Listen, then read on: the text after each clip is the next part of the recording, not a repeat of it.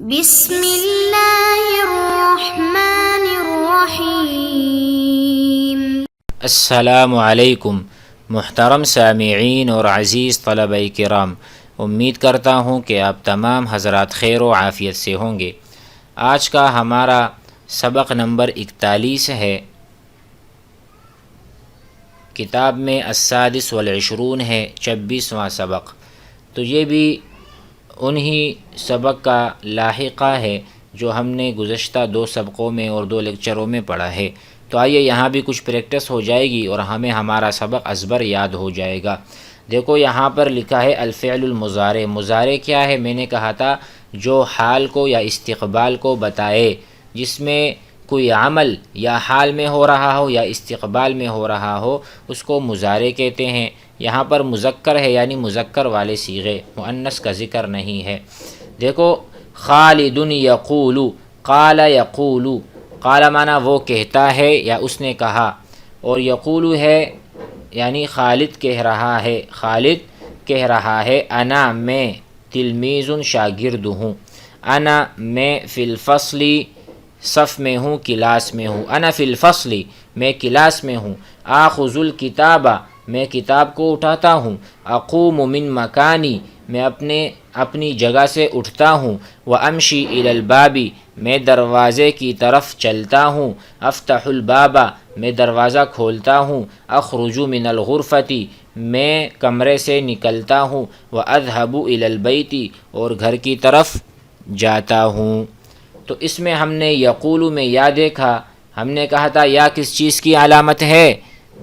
واحد مذکر غائب کی علامت ہے۔ خالد یقول، خالد کہہ رہا ہے یا خالد کہتا ہے، انا تلمیذ میں شاگرد ہوں، انا فی الفصل میں کلاس میں ہوں، آخذ الکتاب میں کتاب کو اٹھاتا ہوں۔ آخذ میں ہم نے کہا تھا وہی ہے اخذ یاخذ، ٹھیک ہے۔ آخذ متکلم ہے، واحد متکلم، میں کتاب کو اٹھاتا ہوں۔ اقوم یہ قام یقوم سے ہے، اقوم واحد متکلم ہے، علامت یہ حمزہ ہے اس میں، ٹھیک ہے۔ اقوم میں اٹھتا ہوں، من مکانی اپنی جگہ سے، وامشی اور چلتا ہوں، الی الباب دروازے کی طرف، افتح الباب میں دروازہ کھولتا ہوں، واخرج من الغرفۃ کمرے سے میں نکلتا ہوں۔ اچھا اگر ہم کہنا چاہیں ہم نکلتے ہیں تو ادھر کیا ہوگا؟ نون لگا دیں گے، نخرج۔ یہ چیزیں ہم نے گزشتہ 2 لیکچروں میں بتائی ہیں، تو جس کو صحیح سے یاد نہ آ رہا ہو تو وہ ضرور سابقہ 2 لیکچروں کو دیکھ لیں، 39 کو اور 40 کو۔ آگے دیکھیں، وَأَذْهَبُ، اذهب میں کہنا چاہتا ہوں کہ وہ جا رہا ہے، وہ گھر جا رہا ہے تو میں کہوں گا یذهب، وہ جا رہا ہے۔ احمد یذهب، احمد جا رہا ہے، الی البیت گھر کی طرف۔ لیکن اب میں کہنا چاہتا ہوں کہ میں جا رہا ہوں تو اذهب یہاں پر ہم حمزہ لگائیں گے اس فعل کے شروع میں، اذهب الی البیت میں گھر کی طرف جا رہا ہوں۔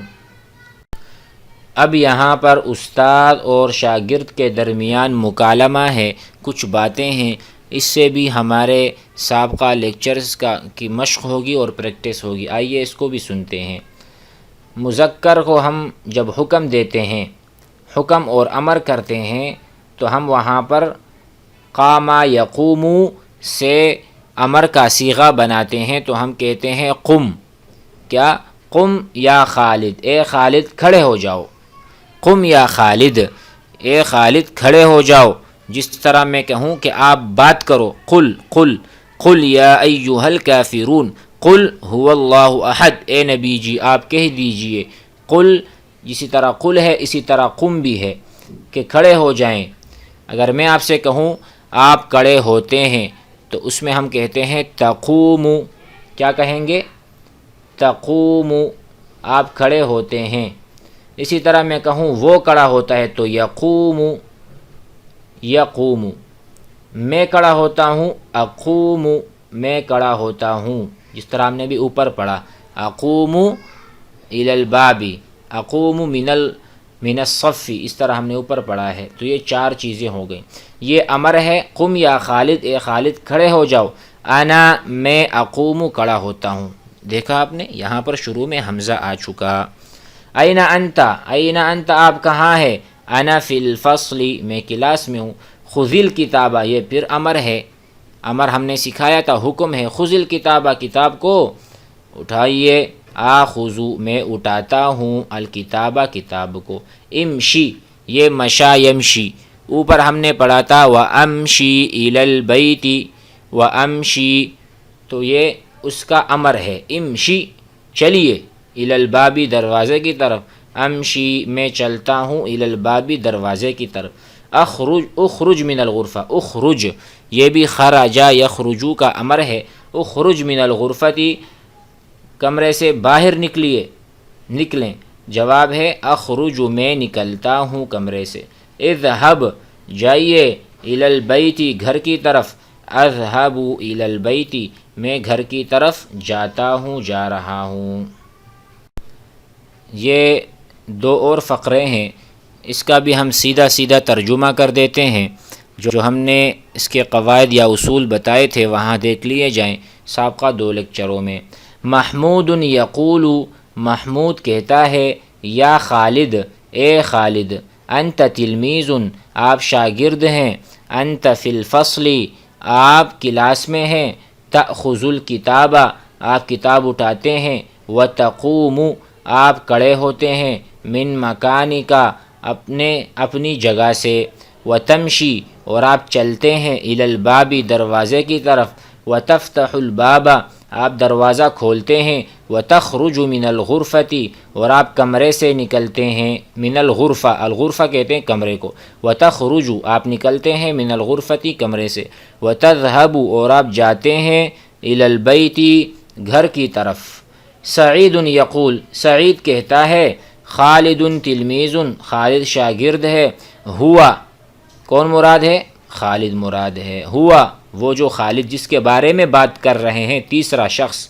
ہوا فی الفصل خالد کلاس میں ہے. یأخذ وہ اٹھاتا ہے. یأخذ وہ اٹھاتا ہے. یہاں پہ کیا تھا؟ تأخذ آپ اٹھاتے ہیں. فرق یاد کر لیں یا اور تا کا. یا مخاطب کے لیے، تا غائب کے لیے. یأخذ الکتاب خالد کتاب اٹھاتا ہے. ویقوم کھڑا ہوتا ہے. من مکانہ اپنی جگہ سے. ویمشی اور وہ چلتا ہے. الی الباب دروازے کی طرف. ویفتح اور وہ کھولتا ہے. الباب دروازے کو. ویخرج من الغرفۃ اور وہ کمرے سے نکلتا ہے. ویذهب الی البیت وہ گھر کی طرف جاتا ہے. تو یہ مصنف رحمہ اللہ نے ایک ایسی مشق بنائی، ایک ایسی املا کروائی کہ جس سے ہم سیکھ سکتے ہیں کہ اسی طرح ہم تمام صیغے لکھ سکتے ہیں.